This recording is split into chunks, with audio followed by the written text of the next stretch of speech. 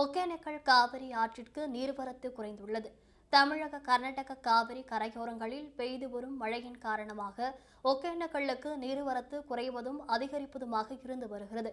மேலும் கர்நாடக காவிரி நீர்பிடிப்பு பகுதிகளிலும் தமிழக எல்லையோர காவிரி ஆற்று பகுதிகளிலும் பெய்த மழையால் கடந்த சில நாட்களாக நீர்வரத்து அதிகரித்தது.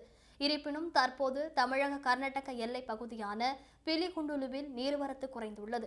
இதனால் மெயின் அருவி, ஐந்தருவி, சினிபால்ஸ் உள்ளிட்ட அருவிகளில் தண்ணீரின் வேகம் குறைந்தது.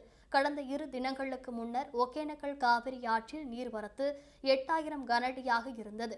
இந்த நிலையில் தமிழக காவிரி நீர்பிடிப்பு பகுதிகளில் மழையளவு குறைந்து வருவதன் காரணமாக ஒகேனக்கல் காவிரி ஆற்றில் நீர்வரத்து 6500 கனஅடியாக தற்போது குறைந்துள்ளது.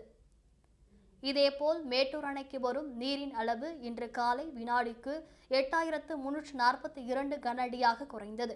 காவிரியின் நீர்பிடிப்பு பகுதிகளில் மழை தணிந்த காரணத்தால் கர்நாடக அணைகளில் இருந்து உபரி நீர் திறப்பு குறைக்கப்பட்டது. இதனால் மேட்டூர் அணைக்கு வரும் நீரின் அளவு இன்று காலை வினாடிக்கு 8641 கன அடியிலிருந்து வினாடிக்கு 8342 கன அடியாக சரிந்தது.